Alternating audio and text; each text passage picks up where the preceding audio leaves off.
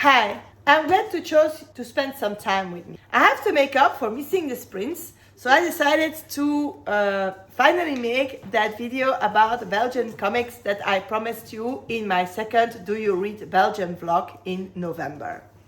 So we went to the library and I got this huge stack of Belgian authors or drawers comics. In Belgium, the scene of comics is divided into two camps. There is the Dutch ones that mostly don't get translated to French, and then there is the French ones, and some of them got translated to Dutch. I don't really know well the French comic section because I grew up in Flanders and I grew up reading Jommeke, reading the Kiekeboes. I tried some Suske and Wiske that my father liked, but that wasn't for me. Maybe I was too young. And I also read the Tintin albums because my father collected them all. I have a little stack here to introduce you to some of the most common French ones, and we also have albums for different ages. So we have Petit Poilu, and Petit Poilu is also an anime series on the television, and this author is French, but he studied and lives in Belgium. And what is very nice about these albums is that they are really for the youngest readers. They do not have text on the pages.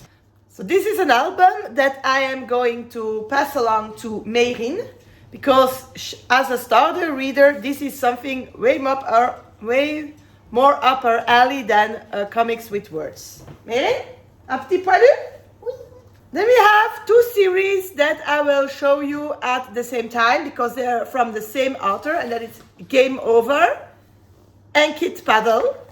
They are both from Midam, who is Belgium, and just like the Petit Poilus, they can be read in any order. Most of these have, like the Kit Paddles, does have words on the pages, but a story is only one page wide, which makes it easier for younger readers to just read one or two pages before it gets too difficult. And Naoki enjoys those a lot. A Kit Paddle. The Game Over series is also without words. It has like little sounds or things like the dog barks, waf waf we say. But for the rest, it is no words. So it's in between Petit Poilu and Kit Paddle. These are the ones we got for the younger kids. Then we have some that are more for, let's say, 9 and up. And one of the most known, and one of which we saw the strip wall during our walk in Brussels, is the Schtroupmpfs. This is a very, very old edition. It belonged to my husband. It is from, let's see if I can, 1983. And in this one we have more images and texts like this, but they do exist with completely comic style albums as well. We have several from Suske and Wiske. This is a series that is very, very known in Belgium. It's by Willy Vandersteen, and in French it is called Bob and Bobette. You can see that the difficulty of these comics is a little bit higher than the ones we saw before. They have been also made into adaptations, especially for younger children or starting readers in little books. But we went with comics. Some of them we owned, and then this one is from the library. One that I remember seeing on the television, but that I did not read, is Johan and Pirlouit by Peyo, and Peyo is the same author as the Schtroupmpfs. and well, these two characters. And I know there is animations from it, and they are also for slightly older kids. And I am very curious to see how my kids will react to this, because I remember liking the anime on television. Then we have, and you can see how popular these books are at the library. They are often highly used. We have Cédric by Lodec and Covin. This is a series that is humoristic. It is also for younger kids. I would say that it is in between the Kid Paddles and the Bob and Bobettes or others. And they have stories, but then over several pages, but the album holds several of them. And it's a little boy that does a lot of mischief. One that I do know from growing up is Boule Bill. I know them from little strip parts in the newspaper. There are a lot of adaptations into first readers books. And Boule Bill is also one story a page, and made to be funny, and it are the adventures of this little boy and his dog. And I think we do have first readers version of this. Now, Kip, tu veux bien aller chercher tes Boule Bill en haut? Yeah. En anglais, c'est yes, mon chou. Another very known one is Petit Spirou. This is also like the head character of a strip magazine, so we can buy like at newspaper shops, buy volumes. You get whole parts of stories or sometimes shorter stories from different heroes, and Spirou is known for that, and this is the version for kids. And this is for 11-12. But Spirou has a very good reputation in being a very solid comic. After that, I want to show you this one, which is a collector. It's from Hergé, so it's the author of Tintin, and it is Quick and Flopke. And I know these stories from little animes, like for 5 or 6 minutes on telly, that always are meant to be full of humor. And it is also like shorter stories. So for example, this one takes the full spread, and most of them do not have words, and they are meant to be some do to be humorous, and I enjoyed watching this on television. So now he came back, and we have another bigger Boule and Bill, and then we have the kids adaptation, and we have the comics are like in bigger pages with less text. They have been highly read. I also found some albums from authors we saw the strip walls of. So we saw Frank P. I will try to remind you with the image of them. And one of his works is this duology, which is called La Bête, or the animal. And this is 12 years and up. And I am very interested in discovering these ones. So yeah, this will also go to like Jorim and maybe Niklaus.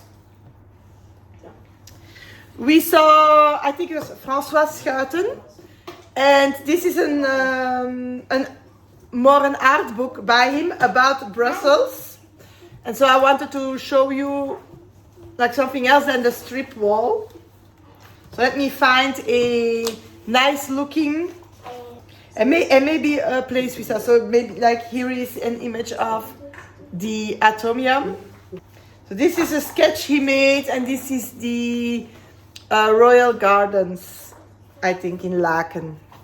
Oh, and you see this? This is the museum for Central Africa. That is in the town that I grew up in, and I know I have seen this artwork in there. So this whole book is about the history of the city, and it's very interesting. But I wanted to show you something that François Schouten did. We also saw Francis Carine. And this is, well, I had trouble finding work by Francis Carine, but this is an adult series. It is from the same authors as the India Dreams, so Maryse and Jean-François Charles. And every album in this series has another guest artist. And in the second one we had so Francis Carine, of which we saw an image as well in Brussels. And this is a series that I am tempted also to read. It's 4 volumes that you need to read in the right order. That's why I took also the first one. It's set in Egypt because I really enjoy the India Dreams, so that made me want to discover more of Belgium's adult comic books. I hope that you enjoyed this introduction. We are into reading now. Dites bonjour. Bonjour. Ciao. C'est qui encore Agatha Christie?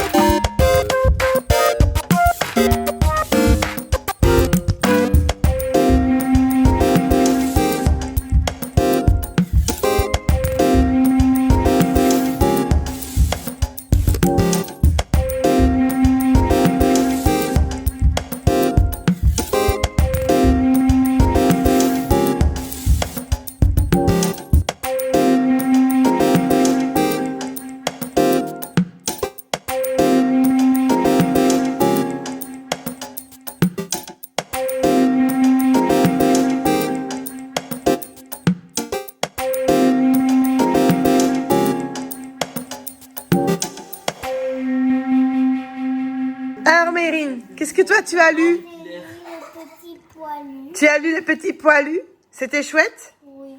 Oui, t'as lu autre chose que Le Petit Poilu? Aussi les Game Over avec mon frère. Et c'était chouette ça aussi? Oui, c'était lequel le plus chouette? Le Petit Poilu? Les deux. Les deux. Ok, super. Merci. Et alors, mon nana, toi, qu'est-ce que tu as lu? Game Over. T'as lu Game Over, c'était chouette? Oui. Oui. C'est ta BD préférée? Oui. Est-ce- Ah, je quitte pas de. Ah, et c'était quoi ta page préférée dans le Game Over? Dans le Game Over, je vais lâcher.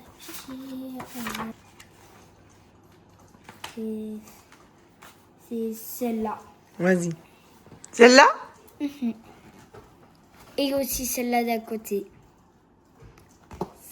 Celle-là parce qu'il tombe sur le... Ok. Et là, c'était aussi assez marrant. Ok. Merci beaucoup. Alors, Nicolas, qu'est-ce que tu as lu? Moi, j'ai lu ceci. Kiekeboes Oui. de Hergé. C'était bien? C'était super, super drôle. Surtout le premier que j'ai lu, que j'ai regardé, donc le penalty. Attendez. Surtout le penalty qui était vraiment drôle. Au départ, il pense qu'il va réussir, il prend bien son élan. Et puis, il se loupe totalement, c'était super drôle. C'était super drôle. Est-ce qu'il y a d'autres albums là-dedans que tu as envie de lire? Ben, moi, j'aimerais aussi lire les Game Over. Mais je voudrais bien aussi lire La Bête, qui a l'air vraiment bien. Ok, merci. De rien. And what did you read? I read La Bête de Frank B. Okay. The Beast in English. The Beast. What is it about? Actuality. Je Fais en fais en français. français. It speaks Vas-y, fais en français. of a little boy qui. Ça parle d'un petit garçon qui adore recueillir des animaux chez lui. So it's about a little boy that loves to adopt and give a home to animals at his place. Okay. Et il va à l'école, mais son père est allemand, et du coup, on l'embête, ouais, t'es qu'un nazi, tout ci, tout ça. Par exemple, ses camarades de classe ont voulu lui faire la coupe à Hitler, tout ça. Tu couperas ça, je sais qu'on peut pas dire ça. Mais, so it's about this little boy goes to school and he is being harassed. I think you say it about because he's from German descent and he's been insulted with words like you're a Nazi and stuff like that. Yes. And how does he take it? Très mal. He takes it very badly, I imagine. Did you get far? Là, c'est on essaie de lui faire. Mm-hmm. And what do you feel about it? Is it interesting at It's least? interesting, and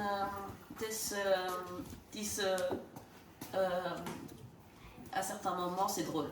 And it's funny. It's funny. He doesn't enjoy. Ils font des blagues et tout ça. Donc They make jokes. Okay. tout ça. Are there any others you would like to read? Non, pas vraiment. Not really. But.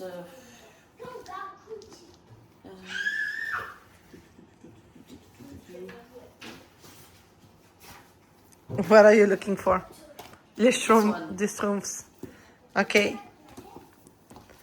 Thank you. I hope you enjoyed discovering and watching us read and the on the fresh opinions of my children about these Belgian comics.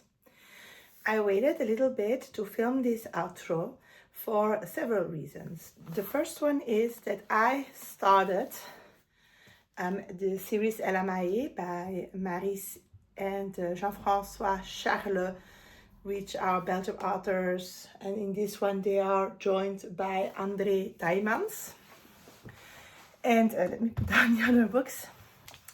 And I wanted to tell you about it after me finishing it, because I didn't finish it in the reading session. We did like a 30-minute reading session before leaving for the library. And now I finished it.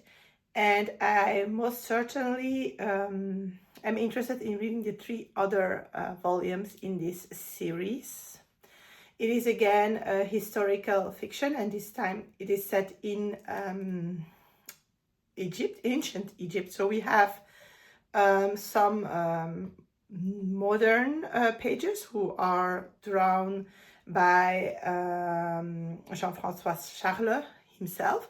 And then we have a flashback to the 1920s and the discovery of Tutankhamen's tomb in the 1920s, which is drawn by André Taimans.